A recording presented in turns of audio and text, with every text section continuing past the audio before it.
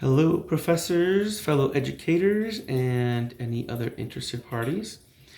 Today I'm going to be breaking down some of the similarities and differences in how Ohio and California approach special education.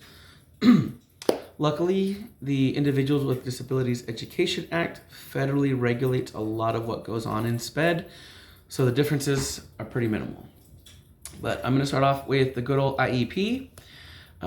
Individual education programs are both required through IDEA.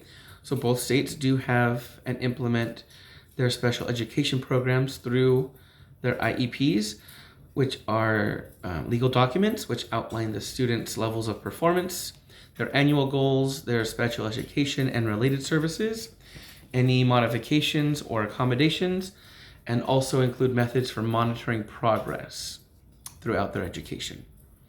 Some differences might include some language in from district to district in Ohio, but in California, the IEPs have a pretty strict state mandated format, and it just kind of ensures a consistency from district to district or county to county, anywhere in the state. Both states do have triannual reviews, which are every 3 years, they just review and assess the student's eligibility, making sure that the special education services are still adequate and that the student is making adequate progress with said services, and just to make sure whether they need to continue, kind of be pushed more, or even scaffolded back. So both states do have triannuals. They don't really have any differences in both of them. But moving on to how students are identified, both states, have a multifaceted process. Includes a group of people, a group of educators, different professionals, possibly medical professionals, and of course the family. We come to know this group of people as the IEP team. They're the ones that are going to be working together throughout the student's education, addressing the student's strengths and challenges as they progress and as they relate to access to the student's education and curriculum. So, California might just have some differences, only because we're a very large state in terms of population. So our cultural and linguistic diversity is going to be a little different than somewhere that's going to be in the middle of the country. But again, federal mandates help alleviate any of that. So translators would be provided, and any other related services that the IEP team would need to rely on for an efficient program for each student. Let's see. In these IEPs is going to be the definition for a least restrictive environment. There's no real universal definition, because it's going to be student specific, time specific, subject specific. So again, the IEP team in both states is going to determine what, where, and when a least restrictive environment is going to be for every student. Let's see, losing my notes here. Free and appropriate public education, otherwise known as FAPE, also something that is federally mandated.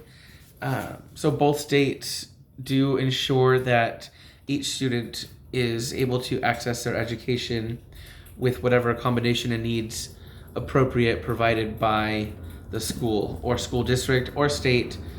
In other words, at no cost to the family.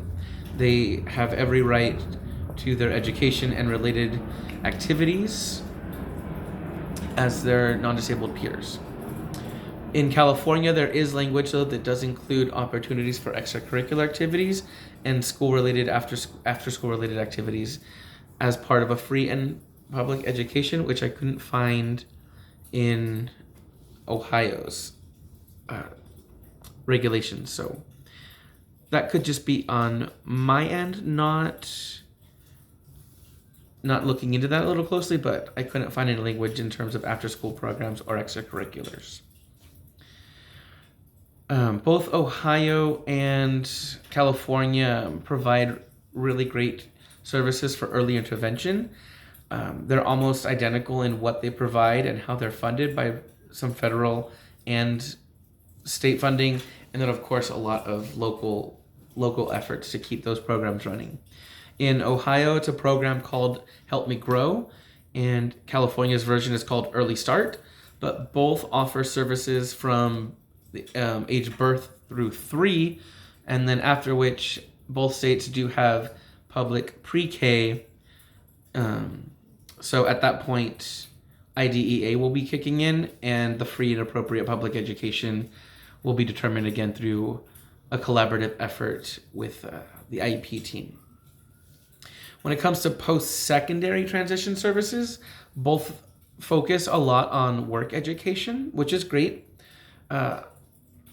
They both again are federally mandated. They both start at age 14, so they start a little earlier than what the Individuals with Disabilities Act requires. That starts at 16. So kudos to both states for giving a little extra kick.